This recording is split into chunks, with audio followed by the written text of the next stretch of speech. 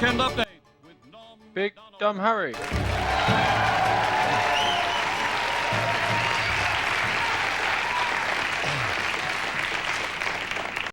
Hi, I'm Big Dumb Harry, and this is the news. Marvin Vittori lost last night to Roman Dolidze, officially downgrading him from the Italian dream to that weird Italian guy who hangs around gyms telling everyone about how he's a UFC fighter.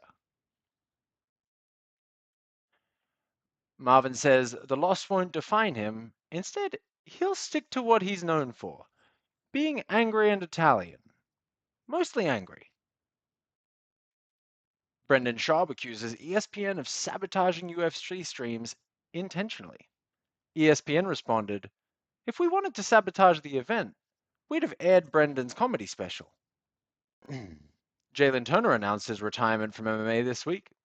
He says he'll now focus on his other passion, explaining to strangers why he never quite made it in MMA.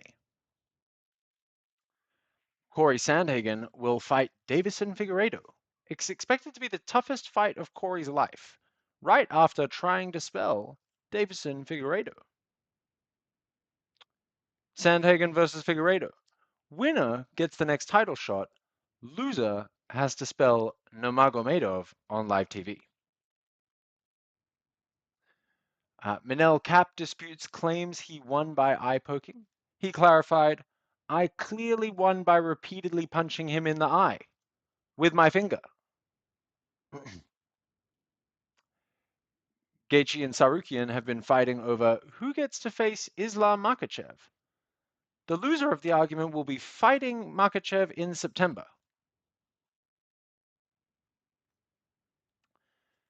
Gaethje refuses a trilogy fight with Dustin Poirier, preferring easier tasks like fighting bears or playing Russian roulette with 6 bullets.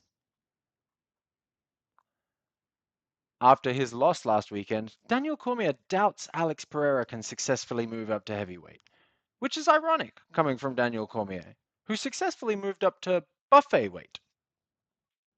Israel Adesanya believes Pereira actually beat Ankalaev. Pereira responded by believing Adesanya actually beat Strickland.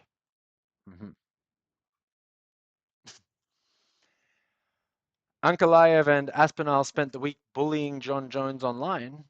Jones was reportedly upset as he prefers to bully opponents the old-fashioned way, by hitting them with his car.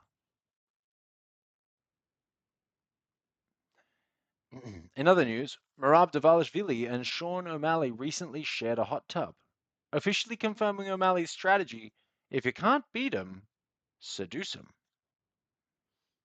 Merab described the experience as awkward, damp, and still not as uncomfortable as Sterling's corner instructions. Jan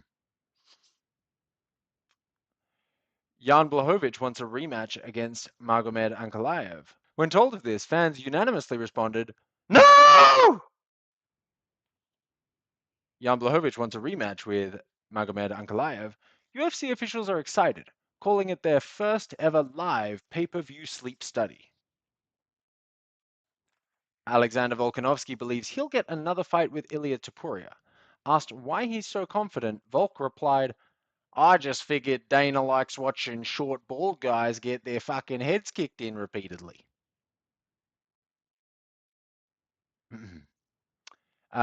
Volkanovski confident he'll get a rematch with Topuria. Meanwhile, Topuria confident he'll get another chance to legally murder someone.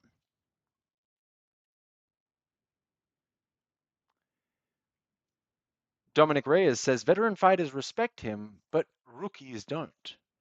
Reyes explained, "Veterans understand my legacy, whereas rookies mistakenly confuse me with someone who's lost 4 straight fights by knockout." Wait, actually, never mind. Reyes claims older fighters respect him, while younger fighters disrespect him. Reyes plans to fix that misunderstanding the same way he fixed everything else in his career, by repeatedly getting knocked unconscious.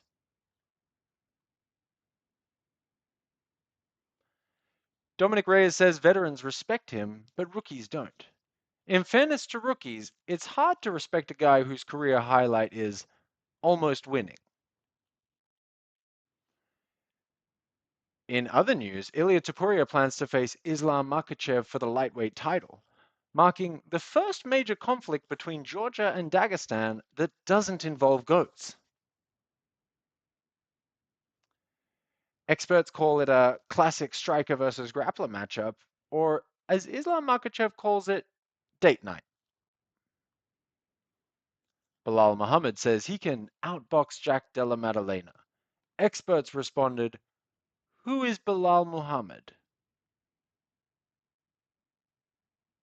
Belal Muhammad later clarified he meant best boxer in Dagestan.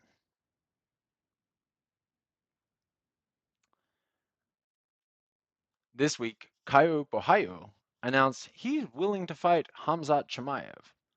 The funeral arrangements were announced shortly after.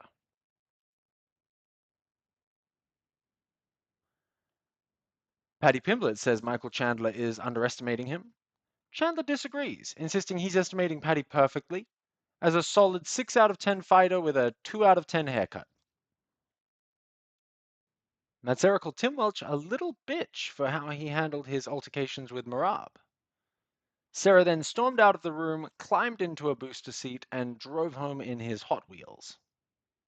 And that's the weekend update.